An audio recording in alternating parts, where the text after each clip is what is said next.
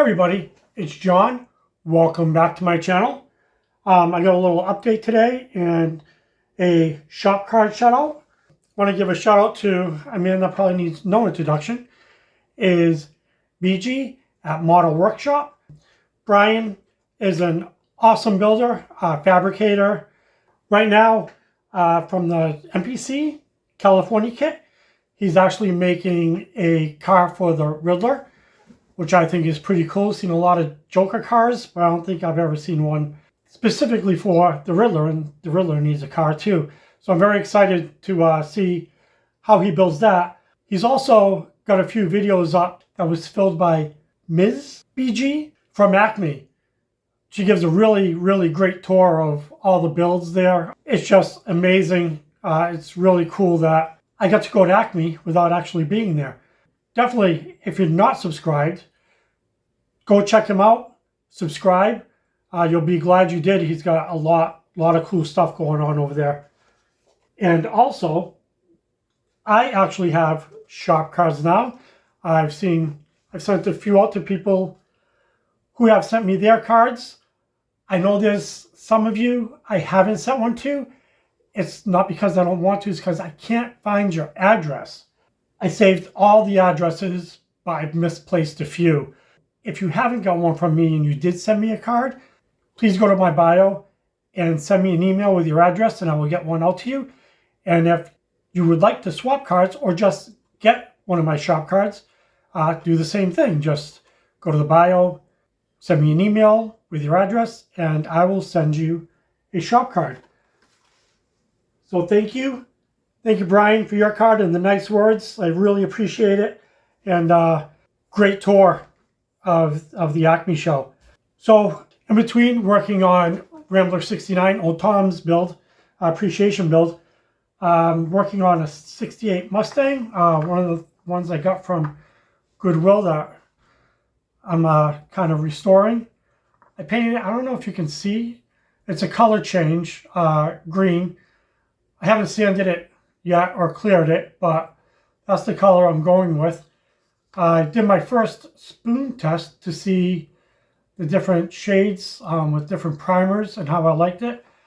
I used a gray primer under this, but on the hood I used a white primer because I kind of liked the both together in contrast. So that's the hood right there. Just a bit lighter, well, maybe not more than a bit lighter. I kind of like that. I have this thing with having contrast on body colors, but anyway, so that's how that's coming so far. I really like the color, and I want to thank Dan the man over at 60s Rule because he told me about floor polish by Pledge.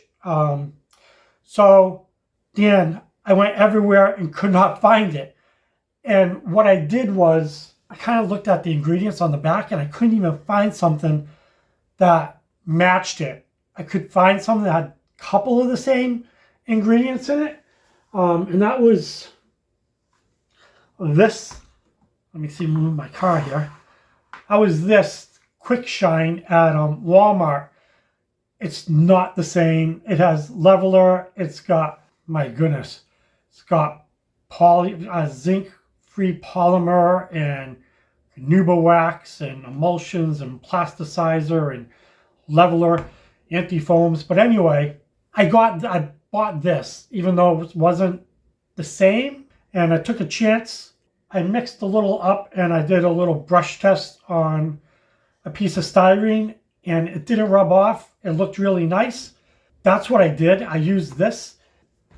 I mean, I'll find out more as we go along, but I did try to rub the heck out of the one I did on styrene and it stayed. Nothing came off. So that might be a little bit of why it's a bit darker than it looked on the spoons, because maybe I don't know. But anyway, it's clear.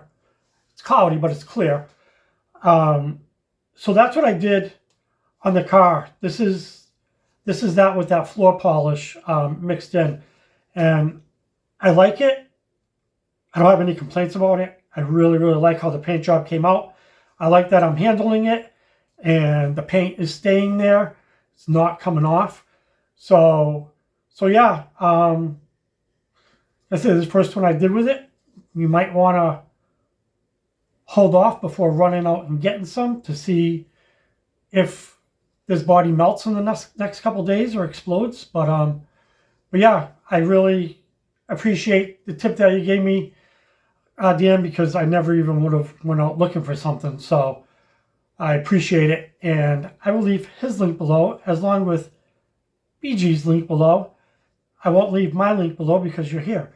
There's the body. That's my story about the paint. And I also have to thank Adam at Sodak, because he directed me to Dan, and that's how that worked out. So I appreciate that, guys. So this is the interior. As you can see, this I didn't use the furniture polish on. I got some paint rubbing off here. The kit did not come with front seats. The kit front seats anyway, it came with these front seats. I learned from Red Scrapyard, which I will also leave a link for. He had, on his last video that I saw, he had these same exact seats. So I asked him where they came from, because I have no idea where they came from. It's a dragster seat. Tried my first hand at making buckles. Now, somebody had told me on the last kit I built, and I used the electrical tape, which I used on this also, to use ribbon. I could not find ribbon that was this size. It was way too wide. I did buy some ribbon, but it's way too wide. It's like twice as wide as it needs to be. I couldn't find anything thinner than that. So again, I used the electrical tape. I made buckles for the first time. I don't know, maybe you can see the backseat buckles better. Hopefully you can see that. So yeah, it's my first hand at making buckles. Not perfect, but I do like that I made my own buckles, and I'll put more practice into it. Dash is detailed. As with almost every model I've built on my channel, I had to put the Mustang into the awesome sauce again. Not because the paint job came out bad. Granted, the paint was rubbing off. But what also happened is I see a lot of you using liquid chrome pens. So I bought this liquid chrome pen. I don't know what you use, but if you could leave me the brand you use. This came from Hobby Lobby, and maybe I just got a bum pen. But as I was using it on, let me move it before it happens again. As I was using it on the chrome molding and everything, I started, all of a sudden I just got this huge run right down the side of the car. And what happened is the chrome is leaking out from this part. It's just pouring out of there. I am just using a detail brush into the edge there to get the chrome to put it on. But yeah, I had to strip it and repaint it again because it was just a chrome disaster.